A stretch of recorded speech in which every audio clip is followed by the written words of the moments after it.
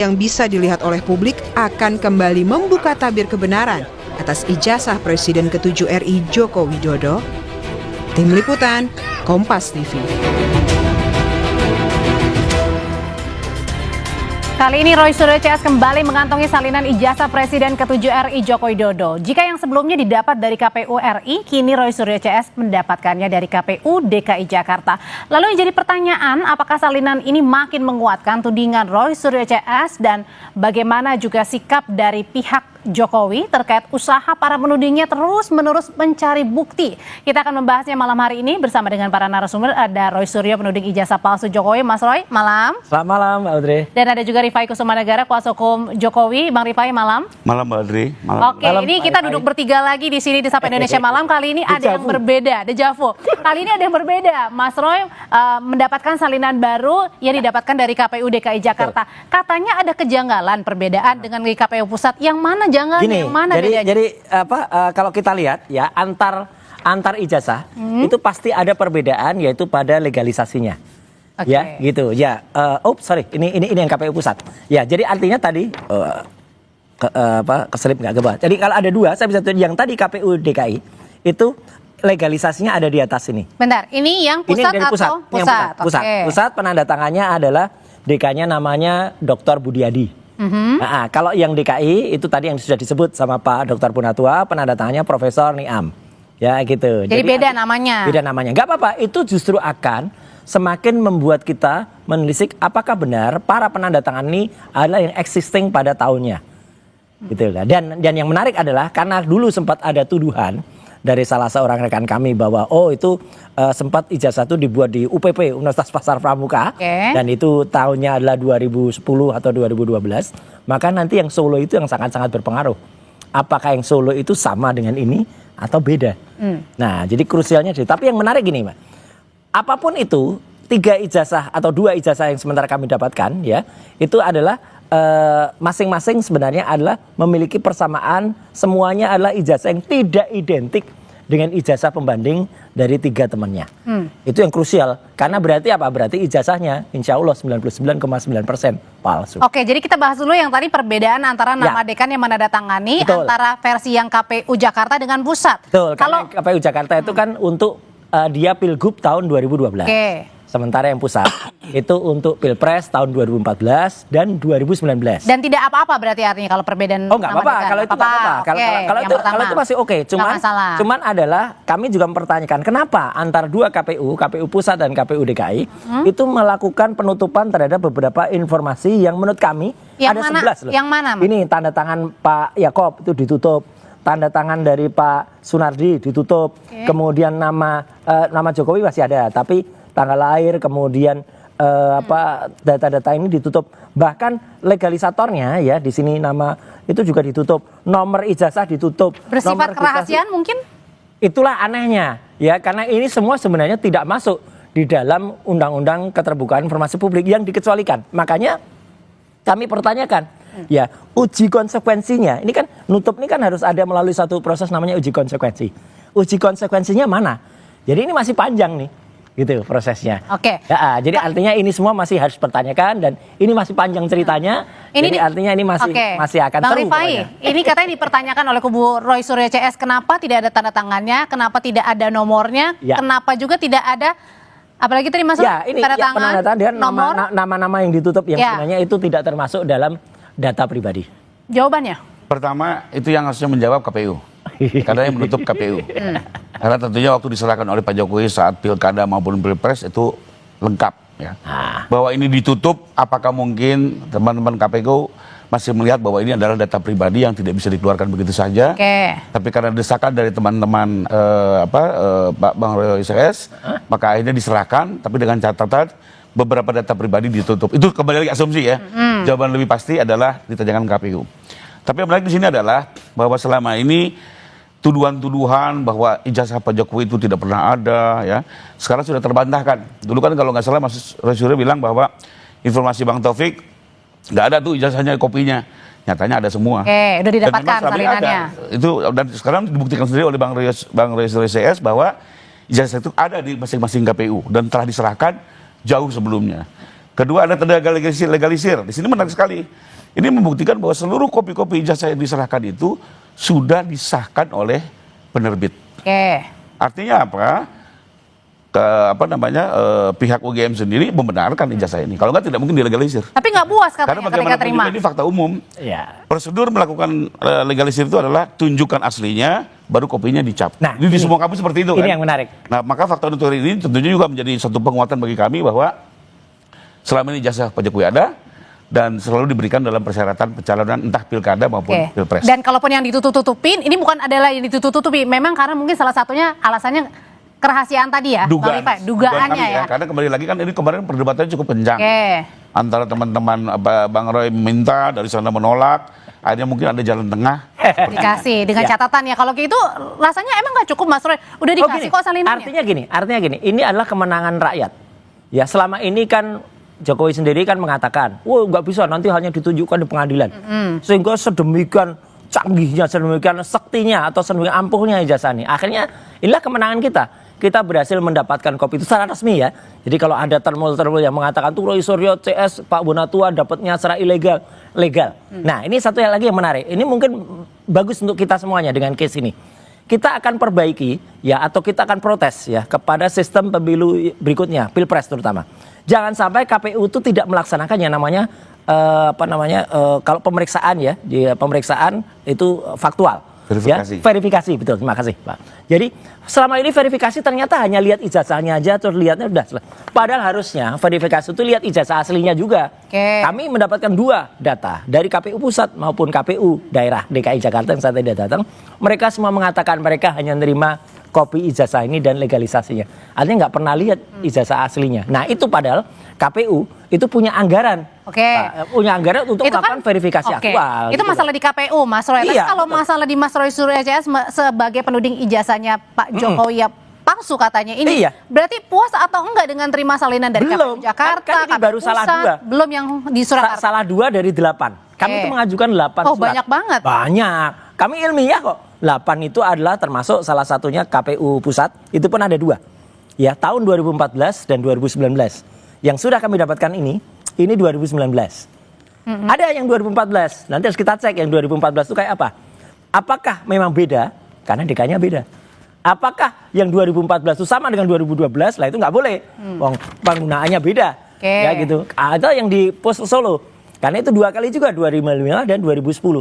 Jadi artinya ini adalah hasil dari doa restu dari masyarakat semua.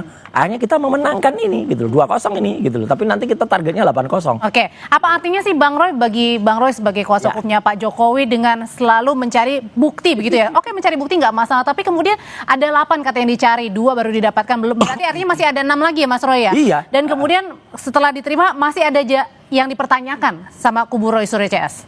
Rifai bukan Bang Roy. Iya, Ya, Pak Rifai Rifai maksudnya. ya. Oke, jadi gini, saya ikuti juga perkembangan ini. Ya. Tapi kalau buat kami sih sebenarnya nggak ada masalah. Kenapa? Karena sebenarnya ini kan euforianya teman-teman lah bisa mendapatkan ini. Tapi sebenarnya kalau kita ikuti dengan seksama proses penyelidikan di Mabes Polri maupun juga penyidikan di Polda, teman-teman penyidik itu sudah mengambil ini semua. Yang ada di KPU, KPU Pusat, KPUD Jakarta semua sudah diambil. Oke. Karena kita kembali ke laporan awal TPU adalah diduga ijazah Pak Jokowi palsu dan digunakan untuk pilpres dan pilkada. Tentunya penyidik dengan pengaduan tersebut sudah menyisir semua, sudah diambil, sudah juga dilakukan pengecekan. Ya, sekalipun memang kembali lagi yang tadi dibilang Bang Roy ini kan ada perbedaan-perbedaan ini menjadi sulit memang. Kenapa? Karena kembali lagi ini fotokopi, tidak ubahnya seperti data digital. Dia sulit ya akurasinya, presisinya, sehingga yang paling benar itu adalah pengujian dokumen asli. Nah, secara kebetulan untuk penyidikan yang berlangsung di Polda Metro, ya belajar juga dari komplain dan teman-teman pada saat di Barreskrim, ini sudah dilakukan lapor ulang terhadap seluruh objek. Ya.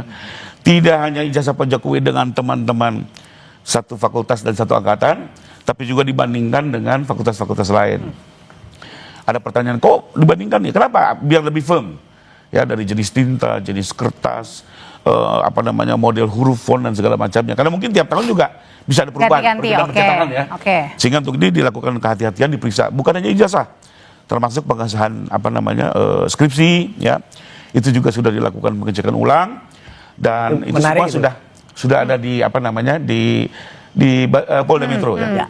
Dan apa namanya? Jadi artinya diikuti lah. Oke, jadi artinya dalam hal ini adalah salinan-salinan yang saat ini sudah didapatkan dari kubu Roy Suryo CS ini adalah tidak masalah begitu ya. Kalau buat kami tidak akan mempengaruhi karena Masalah, Mbak penyidik bahkan sudah mengambil jauh lebih dulu. Berarti bukan bukti baru ini? Bukan. Itu beberapa bulan nanti lalu. dulu. Satu ya, kedua bahkan sudah diuji oleh mereka.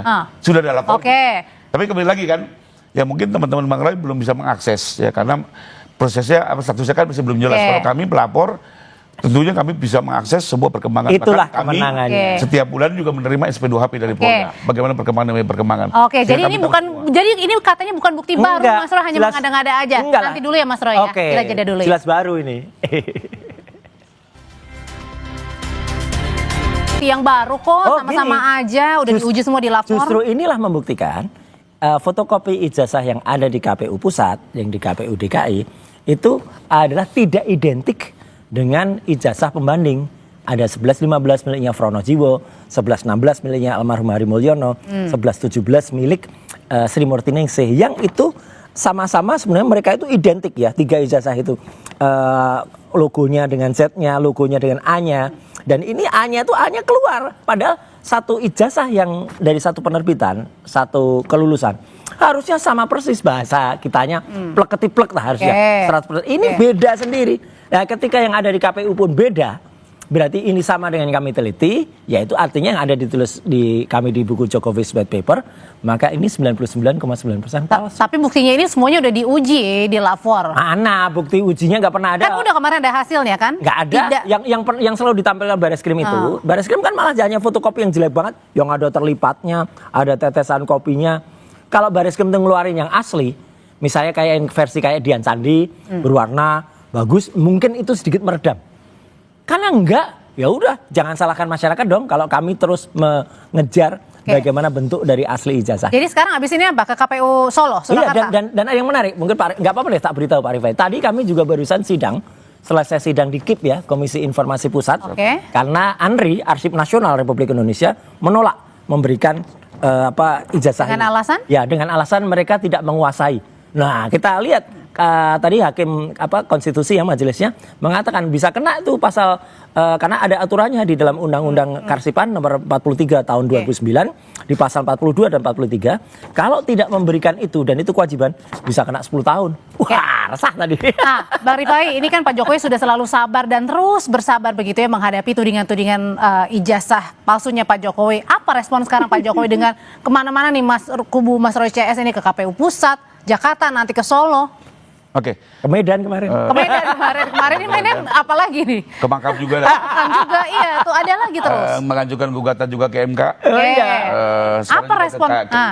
Pak Jokowi masih sabar? Kalau Pak Jokowi intinya ini sudah diperiksa oleh beliau. Bahkan beliau kan sempat waktu itu di TV menyatakan bahwa nanti ijazah KTP apa segala macam intinya kalau beliau tetap akan melayani secara baik-baik. Bagus. Hanya itu saja. Dan karena buat beliau melayani bukan apa, karena ini kan kebenaran, ya kebenaran harus dibuktikan.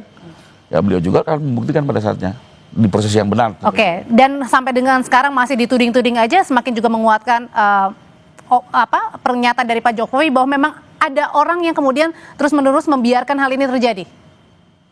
Maksudnya membiarkan? Iya, maksudnya adalah ada orang di balik Mas Roy Suryo yang mendukung, kemudian di balik saya nggak ada siapa-siapa. Mendukung bahwa tudingan-tudingan ini terus ada sampai sekarang di bulan Oktober nih. Pernah diskusi dengan kami tim, ya pada intinya sih beliau melihat bahwa ini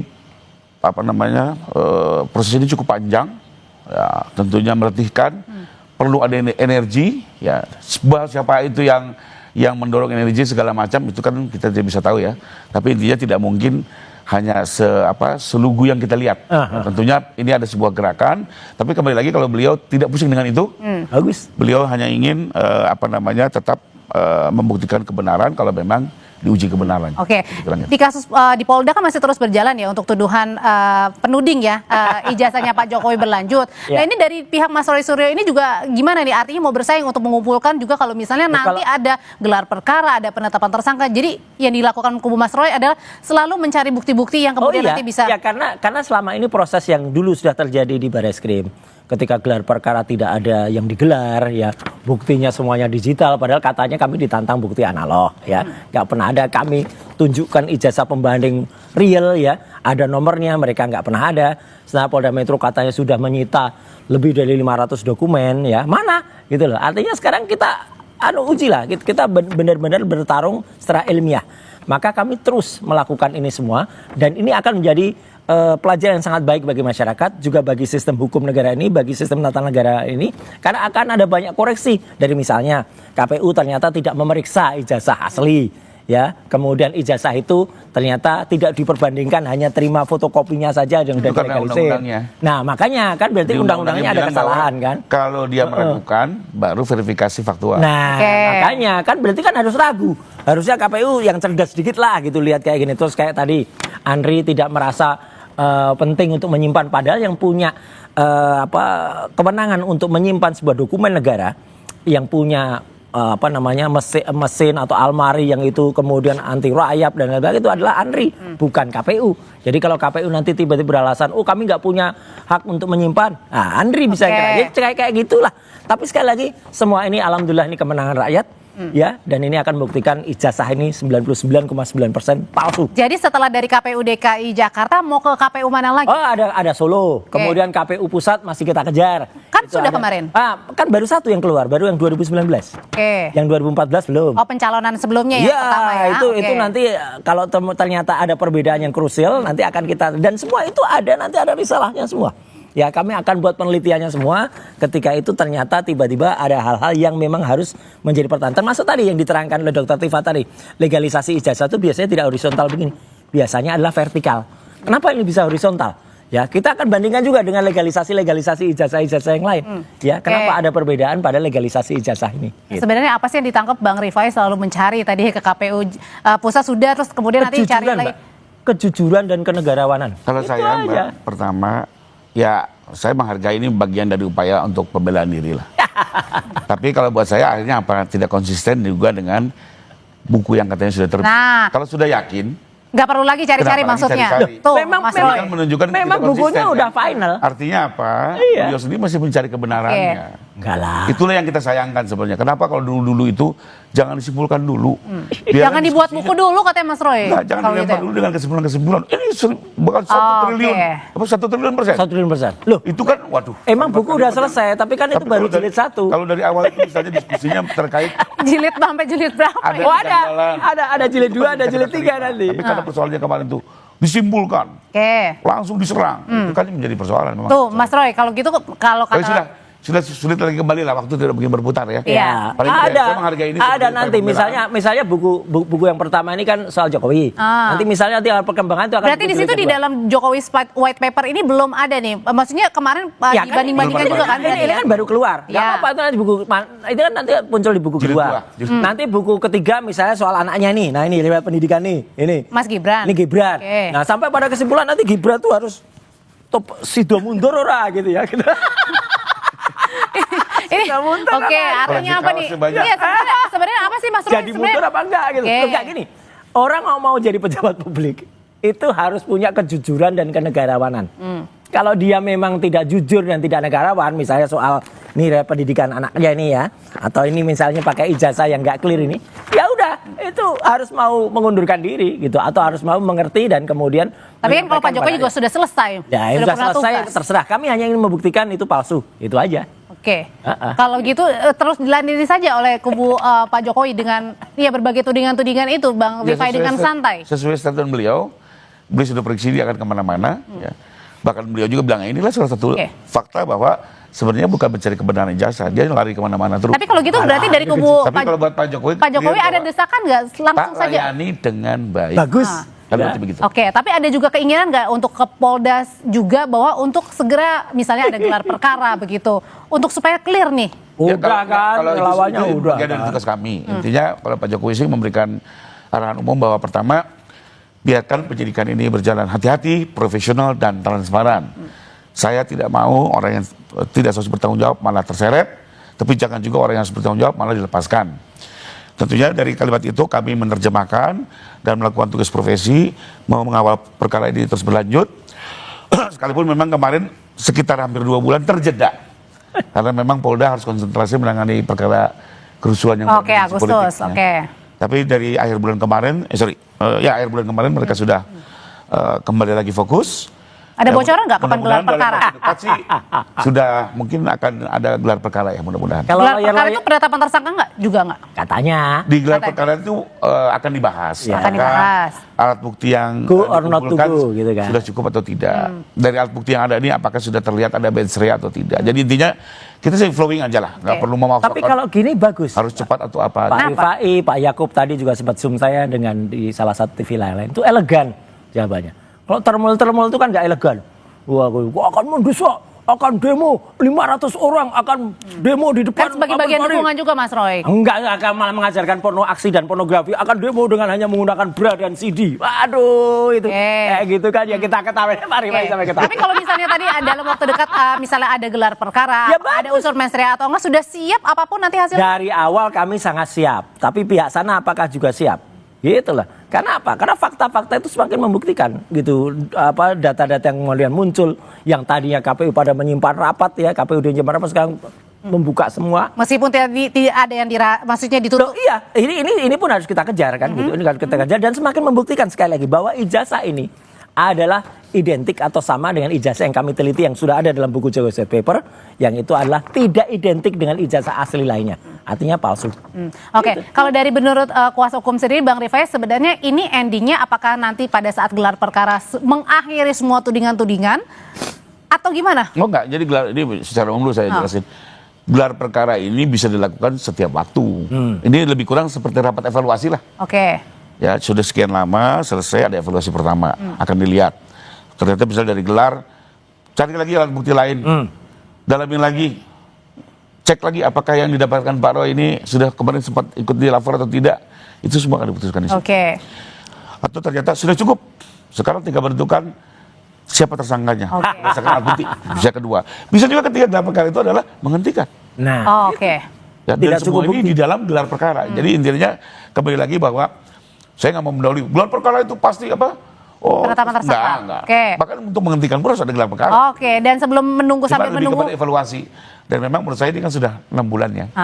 Sudah memang waktunya lah. Sudah cukup ya. Evaluasi Dan pertama. kalau Kita akan lihat nanti selanjutnya seperti apa juga kita berikan ruang lah kepada penyidik. sambil menunggu untuk gelar bekerja secara perkara. sambil menunggu gelar perkara, Mas Roy, berarti artinya masih terus ya menuju ke KPU ya. Tidak ada yang harus diselesaikan ya. Semua kita kejar, semuanya kita kejar dengan kejujuran dan kenegarawanan itu yang kita kejar.